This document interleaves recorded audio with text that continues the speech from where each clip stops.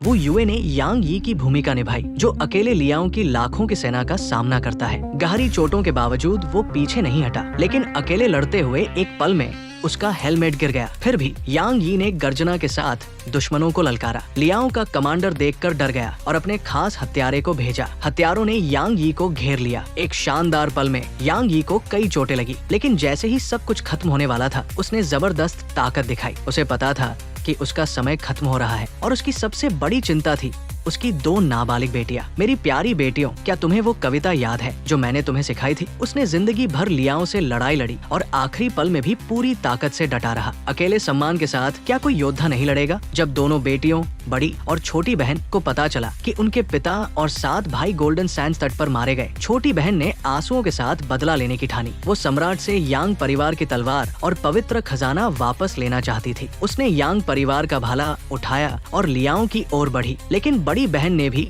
यांग परिवार का भाला उठाकर उसे रोका। छोटी बहन जानती थी कि वो भाले की कला में अपनी बहन से कभी नहीं जीती, लेकिन पिता की गहरी दुश्मनी इसके सामने कुछ नहीं थी। दोनों ने एक साथ यांग परिवार की भाला कला दिखाई। टकराव के बाद छोटी बहन को अपनी और बड़ी बहन की ताकत का अंतर साफ दिखा। उसने तेजी से दरवाजे की ओर दौड़ लगाई। बड़ी बहन ने एक सटीक चाल से दरवाजा बंद कर दिया। कई राउंड के बाद छोटी बहन ने यांग परिवार की खास चाल घोड़े की वापसी से बड़ी बहन को हरा दिया। बड़ी बहन जानती थी कि लियाओ जाना कितना खतरनाक है, फिर भी वो अपनी छोटी बहन के साथ लियाओ जाने को तैयार हुई। रात में दोनों बहनें लियाओ सैनिकों के भेष में वहां पहुंची ताकि यांग परिवार की तलवार वापस ले सके, लेकिन उन्हें नहीं पता था कि वो लियाओ की साजिश में फंस चुकी थी। छोटी बहन ने पिता की तलवार देखी जो युद्ध में थी। वो तुरंत उसे लेने दौड़ी, लेकिन वहाँ जाल बिछा था। दोनों बहनों की कला शानदार थी और उन्होंने तलवार हासिल कर ली, लेकिन जैसे ही वो जाने लगी, एक अजीब तीर छोटी बहन को लगा। अजीब बात थी कि लियाओ के प्रधानमंत्री ने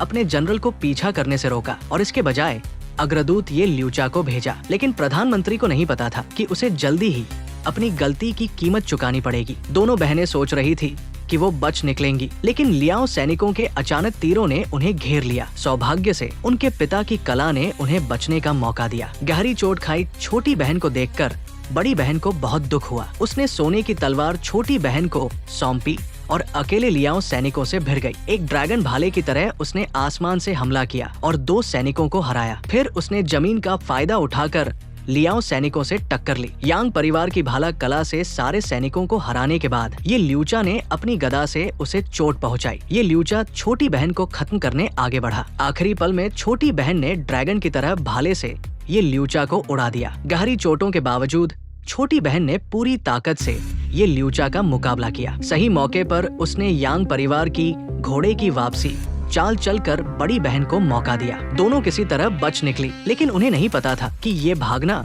उन्हें सीधे गहरे गड्ढे में ले जाएगा।